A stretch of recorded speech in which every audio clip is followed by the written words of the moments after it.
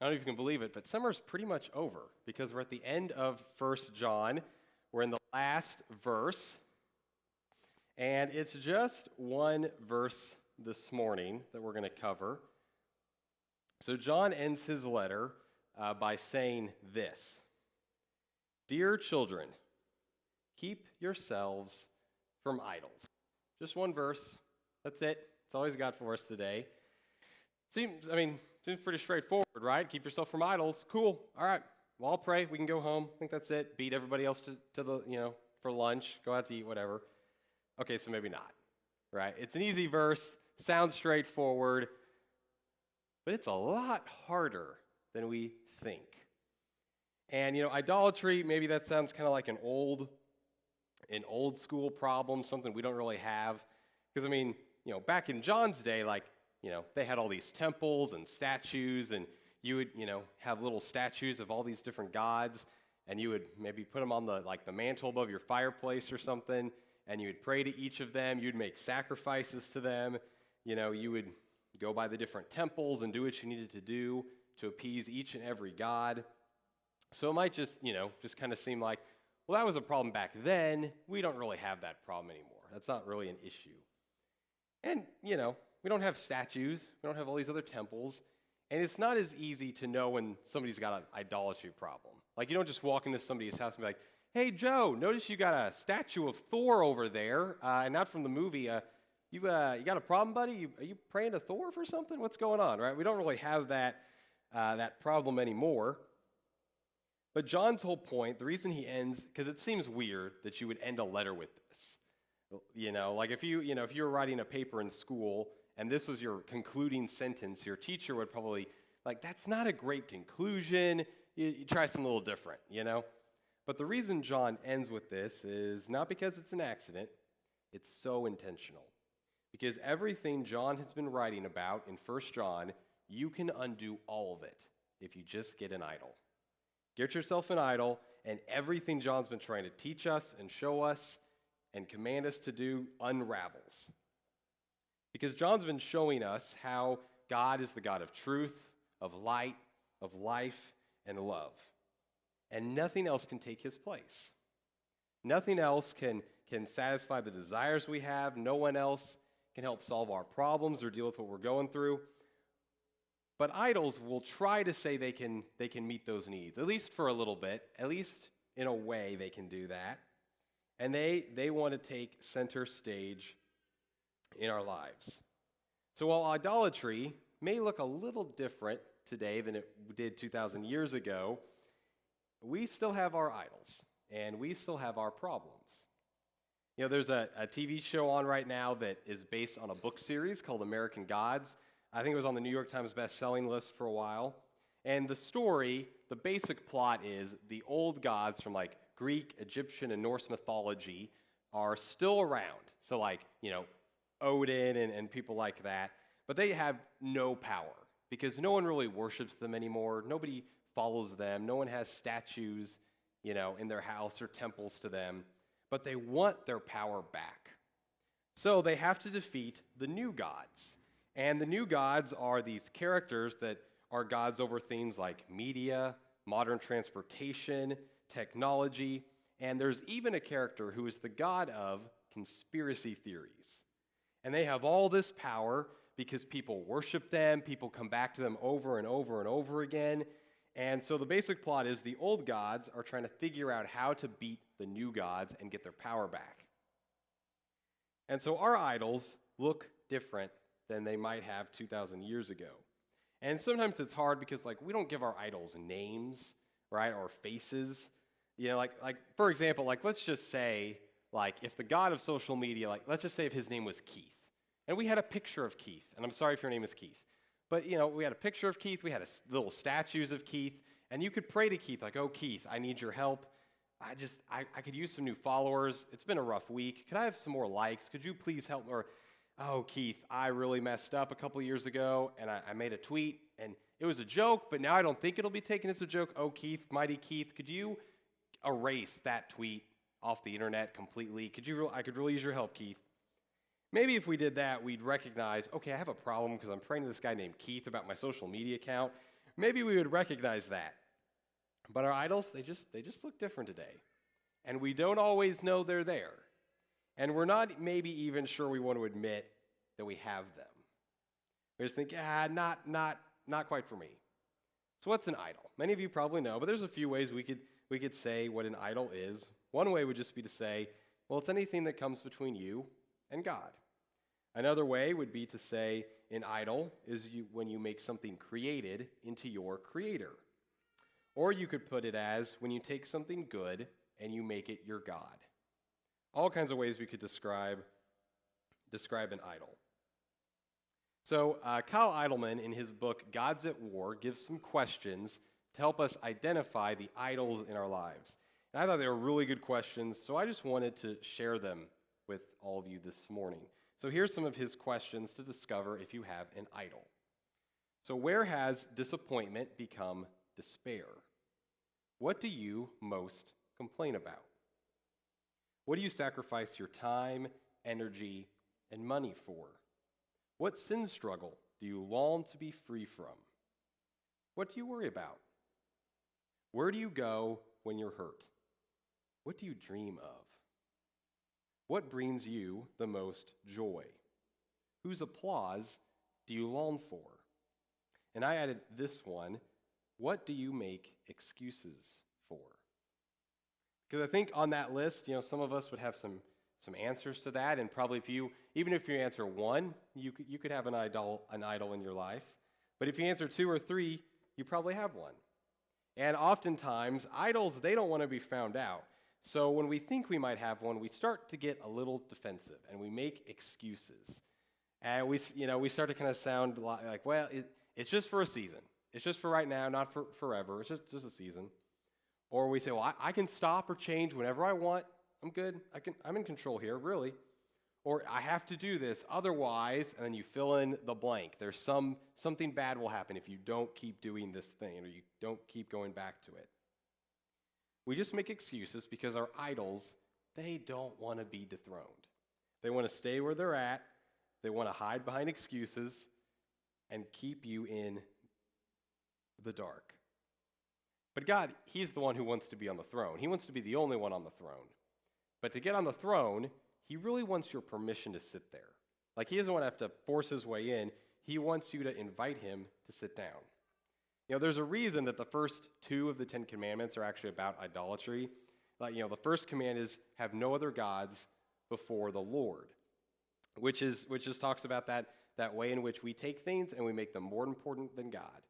We put more time and energy into them. We sacrifice more for them. We make them a higher priority, and we just make them more important. And then the second commandment is, don't make an image of anything and worship it, which is the other side. We take created things, good things that God has given us, and we turn them into gods. We try to make what He's created and given us as a gift, and we make it a god. And we do this with so many things. Like God gives us gifts and talents and abilities, and so we get a job to use those, and so we can, give back to the world and help make a difference and do things we enjoy to do every day. But then we turn our career or our calling into an idol. And we work really long hours, and we keep giving and giving and giving and giving so we can get more value or affirmation or whatever it is.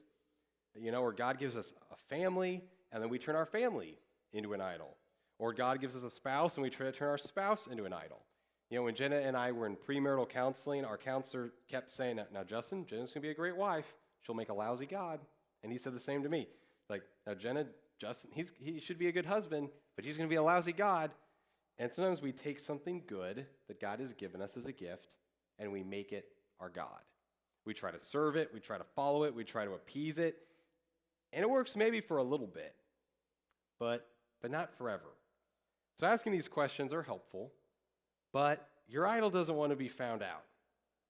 It doesn't want to get dethroned. So here's 3 problems I want to run through real quick about what an idol will do to us and why we need to be careful about our idols.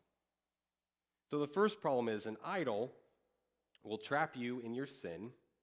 The second is an idol will always fail you. And the third, and probably the most important and the biggest problem, is an idol will change who you are. So that first problem, is every idol will keep you trapped in your sin. Because here's the deal. Behind every single sin, if you follow that road, that trail, you will find at the end of your sin an idol. Behind the reason we do what we don't want to do, there's really an idol there. There's something so important, we keep going back, we keep acting a certain way, and we're not sure why. You know, there was this businessman who once confessed to his pastor that he had been caught for tax evasion and fraud, and so he was in serious trouble. And he just came in, and he just couldn't understand how it got so bad. He's like, my family doesn't know yet, but it's going to ruin them. I may have to do some jail time. He's like, I'm a smart guy. I'm really educated. I have a successful business. Like, I just don't understand it. I could have paid all the taxes, and I wouldn't even miss the money. I could have lived just the same lifestyle I've had. Like, I don't know why I even did it. And the pastor said, well, it seems like you made a lot of decisions along the way for your comfort and for your money. Like, yeah, I guess so. And says, have you ever thought that maybe your idol is your comfort and you just did whatever you could to keep it, or to keep that number in your bank account as big as possible? He said, I never thought of it that way. It's like, well, maybe your problem is that's your idol, and you just kept going back and going back and going back, and now here you are in complete trouble because of it. An idol wants to keep you hooked on your sin and keep you coming back. But the next problem just builds on that, which is your idol will eventually fail you. Because all idols, they say, well, I can help you. I can meet your need. I can help you fix a problem. I can help you. I can make you feel better, whatever it is. We go to an idol to solve a problem. And maybe the first time, it works really well. Maybe the second time it works pretty well. But maybe the 50th time, it doesn't work so well anymore. Like, it just has this diminishing return.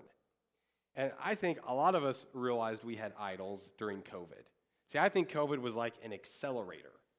And so instead of it taking maybe years for you to get to the point where that idol isn't helpful, COVID made that happen in a few months. Because especially while we were social distance and school was different and work was different and everything was different, you went to that idol more and more and more. Because you were lonely, you were bored, you were stressed, you were tired, whatever it was. You kept going back, kept going back, kept going back, and you even more quickly realized this thing doesn't help. And maybe you even started to feel bad, like you just felt like this is gross, this isn't helpful. I still feel bored, I still feel lonely, I still feel tired. My problems, this isn't distracting me anymore from my problems, it's not solving my problems. And we realized instead of going to the God of life, we were going to an idol of death. And we just kept going back and going back. And I think God used COVID to hit the accelerator and show you this is not going to work.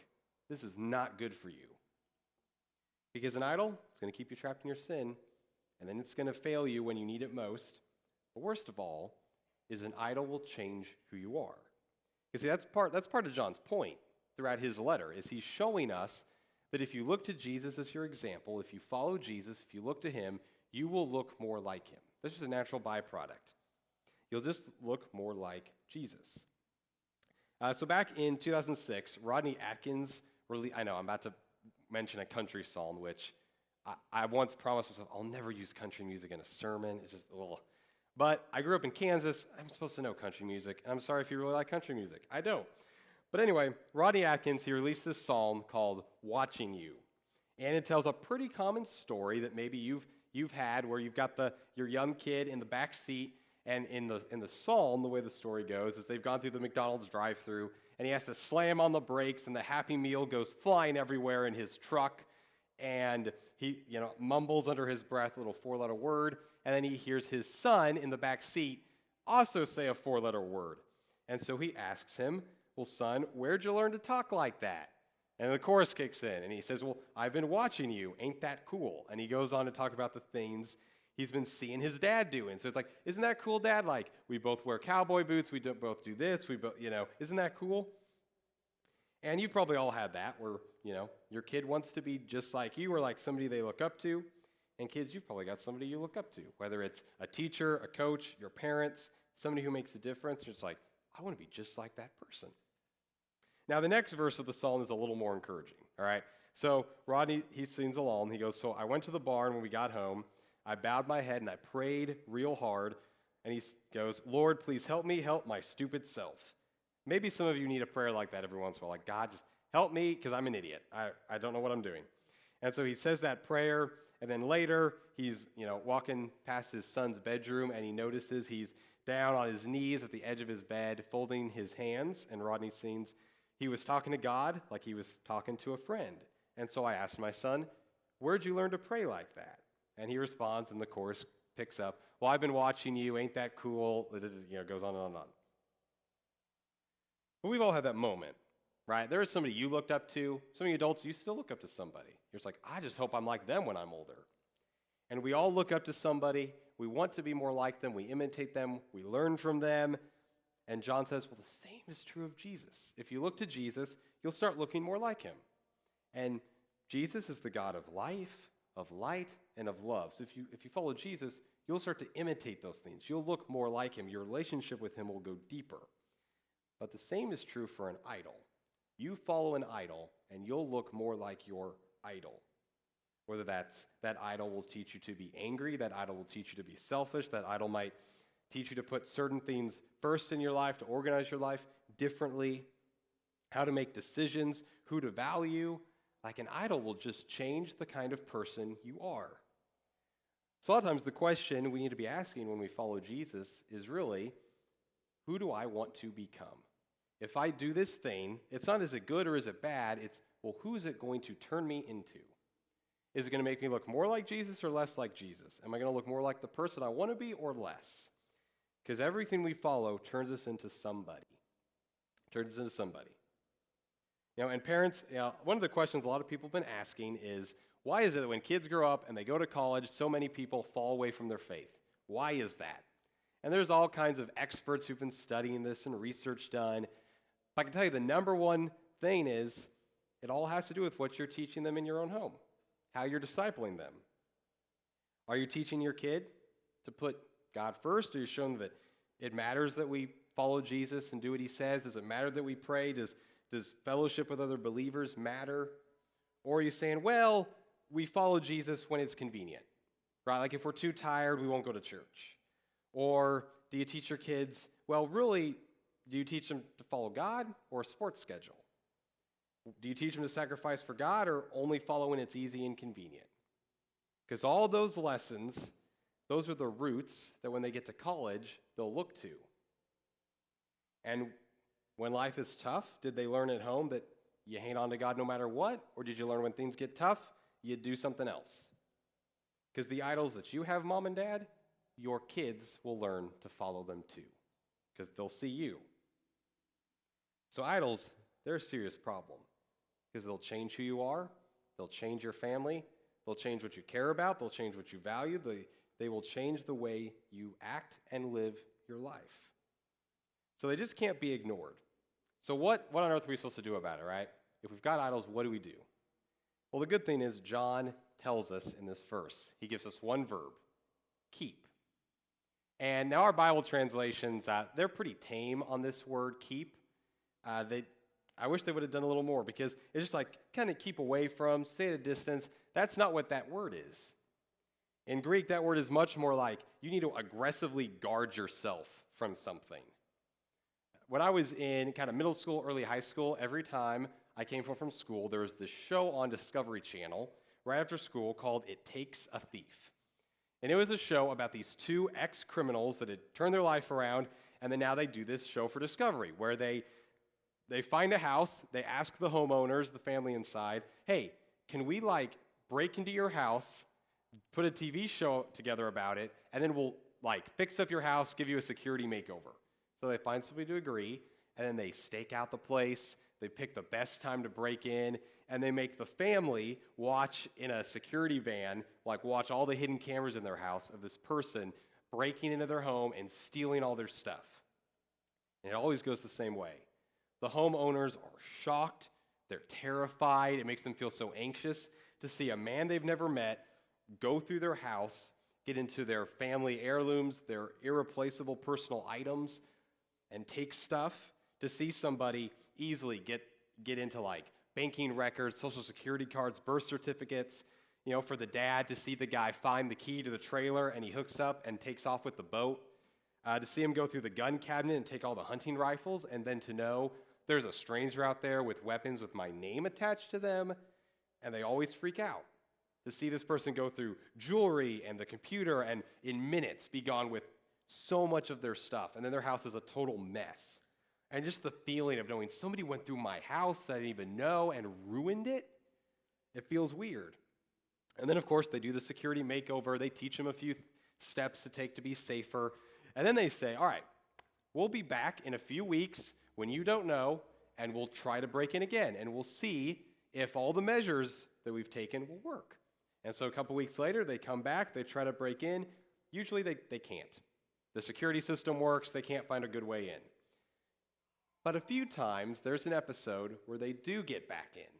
And it's always because somebody was too lazy and they just left the back door unlocked, or they didn't feel like setting the security system, or they were really busy doing some financial stuff, and so they left the cabinet unlocked with all the bank records and personal information in there so they can steal your identity and your credit card. And it's just laziness. And so, homeowners get home, there's these thieves sitting in their living room like, come on, guys, you got to do better. And it's a wake-up call.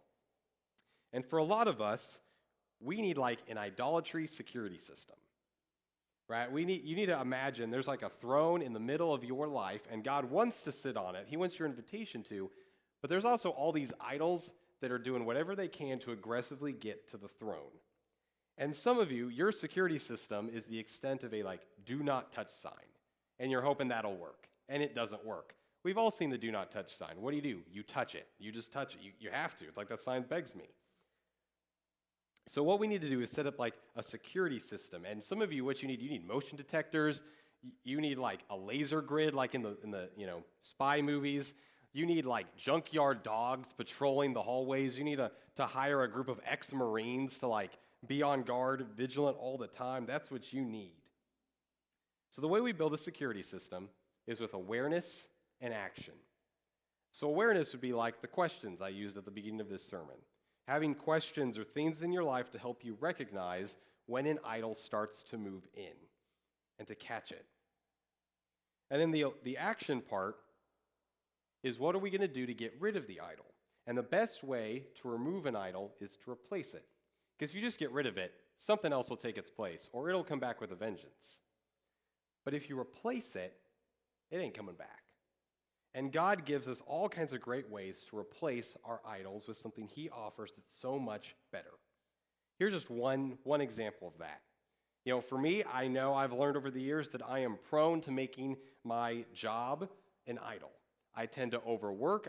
When I get to the bottom of my to-do list, I just add some more to-dos, and I keep finding stuff to do. So I have learned I need to replace that with something better. So I replace it with Sabbath. God gave us the gift of Sabbath to help with things just like this. So every week I have one day that's like my complete day off. No chores, no work. Like I stay away from my phone. Like I'm away from all of it. I'm detached. It's just I'm getting away from it. And that day reminds me that God is really in charge. That He doesn't need me to work 24/7 to get things done. It reminds me that whatever fires there are to fight, God can take care of them. Whatever problems there are, God's bigger, He can handle that. He doesn't need me to keep working and working and working. So I typically take Mondays every week, and that's my Sabbath day. I disconnect. I don't schedule anything. I don't plan stuff to do. That's my Sabbath day. And at the beginning, it was hard to do that. Because I remember in college, I would just think of all the homework I still had to do, like all the things I could get ahead of. I just kept making the mental list. But now it's gotten easier. And now I'm at the point where if I don't have that kind of Sabbath day, I feel it in my spirit. Like, I feel tired in a way that a nap isn't going to fix. Like, I just know I need that day to remind me who's really in charge. It's not me. It's not work. It's God. And I need that. And I don't know what it is for you, but God offers every one of us something that's better than our idols, something that won't fail us. Because John's point is, that God replaces the lies with the truth. He replaces darkness with light. He replaces hate with love. Whatever you need, He has it. Whatever your idol is, God will meet that need better than your idol. And when you need it most, he's not going